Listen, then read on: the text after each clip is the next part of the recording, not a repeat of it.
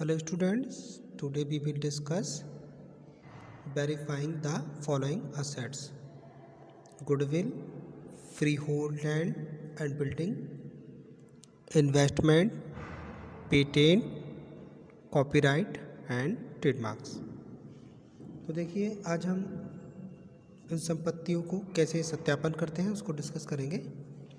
देखिए previous video में हम पढ़ चुके थे कि सत्यापन का मतलब क्या होता है। सत्यापन का मतलब होता है सत्य को सिद्ध करना, उसको प्रूव करना। और ऑडिटर का ये मुख्य कर्तव्य होता है कि वह संस्था के खातों का ऑडिट करते समय केवल यही नहीं देखता कि चिट्ठा व्यापार का सच्चा एवं उचित चित्र प्रस्तुत करता है, बल्कि वह ये भी देखता है कि स्थिति विवरण में दिखाई गई संपत्तियां और दायित्व वास्तव में संस्था में हैं, उनका वैल्यूएशन प्रॉपर वे में किया गया है।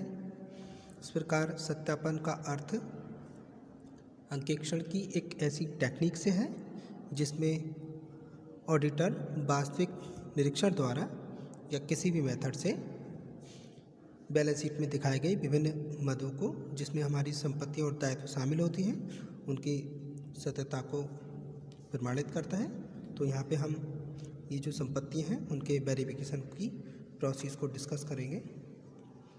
देखिए सबसे पहले इसमें गुडविल है। गुडविल की बात करें तो ख्याति का मतलब होता है व्यवसाय की प्रतिष्ठा मूल्य से, इसलिए इसका वेरिफिकेशन बड़ी सतर्कता के साथ किया जाना चाहिए। जनरली गुडविल की समस्या उस समय क्रिएट होती है जब बिजनेस को परचेज किया गया हो या संस्था के किसी साझेदार ने अवकाश ग्रहण किया है या संस्था के किसी साझेदार की डेथ हो जाती है या बिजनेस में कोई नया व्यक्ति साझेदार के रूप में एंट्री लेता है। तो ये सब कारण होते हैं। इसलिए ख्याति का सत्यापन अंकेक्षक द्वारा एक प्रोसेस में किया जाना चाहिए। पहले क्रय संविदा या साझेदारी संलेख देखना चाहिए, ख्याति का मूल्यांकन करना चाहिए, ख्याति को कुछ भाग अगर राइट ऑफ करना हो तो उसको राइट ऑफ भी करना चाहिए, पार्षद अंतर्नियम को देखना चाहिए, संचालकों द्वारा पास किया हुआ प्रस्ताव देखना चाहिए। अगर कोई असंतोष है तो असंतोष का उल्लेख रिपोर्ट में करना चाहिए। इसके साथ ही जो न्यायालय में कुछ निर्णय दिए गए हैं उसका भी इसको फॉलो करना चाहिए। क्रय संविदा की बात करें या साझेदारी संलेख की बात करें तो संस्था में यदि ख्याति क्रय की गई है तो अंकेक्षक को क्रय संविदा देखना चाहिए, और यदि साझेदार के प्रवेश या अवकाश के समय ज्ञात की गई है तो साझेदारी संलेख देखना चाहिए।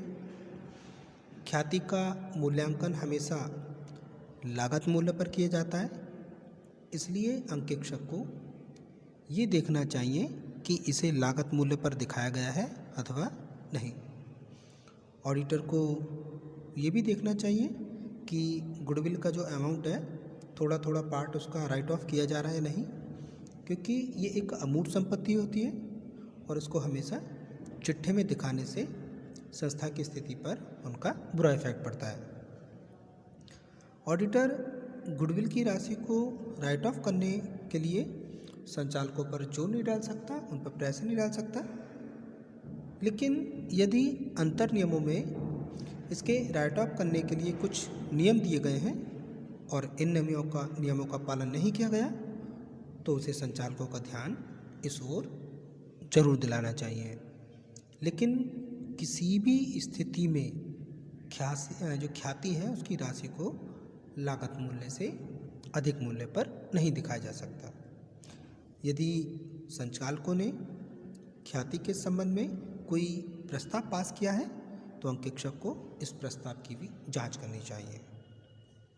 यदि पूरी जांच करने के बाद ऑडिटर जो गुडविल का अमाउंट है उससे सेटिस्फाई नहीं हो तो उसे इस डाउट को अपनी रिपोर्ट में एक्सपोज कर देना चाहिए।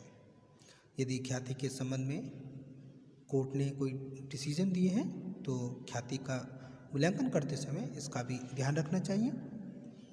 ख्याति के मूल्यांकन के संबंध में स्पाइसर एंड पेगलर का कहना है कि ख्याति एक ऐसी संपत्ति है जिसका ठीक ठीक वैल्यूएशन करना कठिन है। साथ ही किसी आधार पर ख्याति का मूल्यांकन किया जा सकता है। इसके बारे में कोई भी व्यक्ति अपने मत पर एकमत अभिमान नहीं कर सकता। यहाँ तक कि इसके बारे में ऑडिटर की भी जो राय होती है वो एक जैसी नहीं होती। फिर भी बहुत से व्यापारियों में ख्याति के मूल्यांकन के लिए अलग अलग तरीके होते हैं। अब हम बात करते हैं free hold land and building. तो देखिए, free hold land and building एक ऐसी लैंड या ऐसी बिल्डिंग होती है जिस पर संस्था का पूरा स्वामित्व होता है। इसका सत्यापन करते समय ऑडिटर को स्वामित्व, भौतिक जांच, प्रभार, ह्रास, भवन निर्माण, खर्चों का बंटवारा, मूल्यांकन आदि को ध्यान में रखना चाहिए। अगर स्वीकृत भूमि और भवन के अस्तित्व की जांच ऑडिटर को जो उसके पेपर्स हैं उनसे करके ये पता लगाना चाहिए कि संपत्ति का मालिक वास्तव में नियोक्ता ही है। जिस भूमि या भवन का सत्यापन किया जा रहा है उसकी भौतिक जांच करके ये पता लगाना चाहिए कि वास्तव में भूमि भवन है भी या नहीं है और ये किस कार्य में यूज़ हो रहा है। यदि संपत्ति बंधक पर रखी हुई है तो इसकी जांच बंधक रखने वाले प्रमाण पत्र से कर लेनी चाहिए। और अंकेक्षक को ये भी पता लगाना चाहिए कि संपत्ति पर कोई अलग से कोई चार्ज तो नहीं है। ऑडिटर को ये भी देखना चाहिए कि भवन पर उचित ह्रास की व्यवस्था की गई है या नहीं, और भूमि पर कोई डेप्रिसिएशन तो नहीं लगाया है, क्योंकि भूमि पर डेप्रिसिएशन नहीं लगाया जा सकता। हम भवन पे तो लगा सकते हैं, भूमि पर नहीं लगा सकते। यदि भवन का निर्माण चल रहा है, कंस्ट्रक्शन का काम चल रहा है, तो ऐसे ठेकेदार के साथ किए गए कॉन्ट्रैक्ट, ठेकेदार की रसीद, निर्माणकर्ता के प्रमाण पत्र और भी जो रिलेटिव पेपर्स हैं उनकी हेल्प से उसका वेरिफिकेशन करना चाहिए, सत्यापन करना चाहिए। भवन के ऊपर वर्ष भर में किए गए खर्चों में कौन सा व्यय पूंजीगत है और कौन सा आयगत है, इसका अध्ययन करना चाहिए। और ये देखना चाहिए कि आयगत व्यय लाभानी खाते में और पूंजीगत व्यय संपत्ति वृद्धि में जोड़े गए हैं या नहीं। भवन और भूमि को चिट्ठे में किस मूल्य पर दिखाया गया है? भूमि को हमेशा लागत मूल्य पर दिखाया जाता है, और जो भवन होता है उसको हम जो लागत मूल्य होगा उसमें से पहले डेप्रिसिएशन सब्ट्रैक्ट करेंगे, उसके बाद जो अमाउंट आएगा वो दिखाया जाता है। यदि वर्ष भर में भवन का पुनर्मूल्यांकन किया गया है तो उस पर किया गया व्यय भवन में जोड़कर दिखाया गया है या नहीं, ये भी देखना चाहिए। अब हम बात करते हैं इन्वेस्टमेंट की। विनियोगों में सरकारी प्रतिभूतियां, अंश, ऋणपत्र को शामिल करते हैं। विनियोग व्यापार की प्रकृति के आधार पर चल या अचल संपत्ति होते हैं। इनका वेरिफिकेशन करने के लिए ऑडिटर को जितने भी इन्वेस्ट हैं उनकी सूची, प्रतिभूतियों का निरीक्षण, कीमत की जांच, क्रय नोटों से विक्रय नोटों की जांच, ब्याज और लाभांश की जांच और विशेष विवरण बनाकर करनी चाहिए। विनियोगों की सूची का मतलब होता है कि अंकेक्षक को सभी विनियोगों की लिस्ट प्राप्त करके उनकी जांच करनी चाहिए, जिसमें जो प्रतिभूति है उसका नाम, उसका लागत मूल्य, इस पर भुगतान की गई राशि, प्रतिभूतियों की एक्चुअल वैल्यू और उसकी जो मार्केट वैल्यू है जिसमें सूचना दी गई हो, इसकी इस प्रकार से विनियोग की सूची प्राप्त कर लेनी चाहिए। प्रतिभूतियों का निरीक्षण प्रत्यक्ष करना चाहिए और विनियोगों का उनकी उस लिस्ट से मिलान करना चाहिए। ऑडिटर को विनियोग की कीमत की जांच जो दलाल के क्रय नोट हैं उनसे कर लेनी चाहिए। यदि कोई प्रतिभूति चिट्ठी की तारीख से पहले हमने कोई बेच दिया है तो उसकी जांच विक्रय नोटों से करनी चाहिए और रोकड़ पुस्तक की हेल्प से उन पर प्राप्त हुई नकदी की जांच करनी चाहिए। विनियोगों पर प्राप्त ब्याज या लाभांश की सहायता से भी हम विनियोगों की जांच कर सकते हैं। लेकिन ऐसा करते समय हमें ये देख लेना चाहिए कि जो ब्याज उपार्जित हो गया है, मतलब जो आपने ब्याज उपार्जित कर लिया लेकिन आपको मिला नहीं है, तो उसे ब्याज में लाया गया है नहीं, इस बात को हमें देख लेना चाहिए। ऑडिटर को विनियोग के विषय में एक विशेष विवरण बनाना चाहिए जिसमें विनियोग का बाजार मूल्य, लागत मूल्य और चिट्ठे के दिन का मूल्यांकन आदि दिया गया हो। इससे क्या होता है, इससे विनियोग के सत्यापन में काफ़ी हेल्प मिलती है। अब हम बात करते हैं कॉपीराइट की।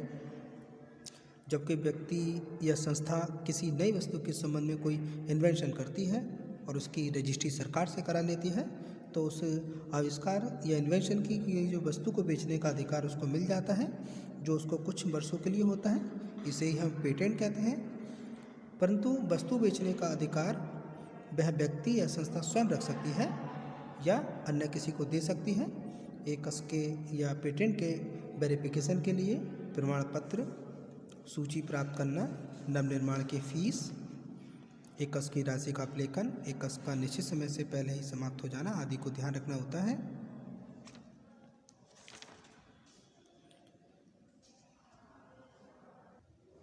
इसी प्रकार कॉपीराइट होता है किसी चीज़ की, जैसे हमने पुस्तक पब्लिश कराते हैं तो जो उसका अधिकार होता है वो कॉपीराइट कहलाता है।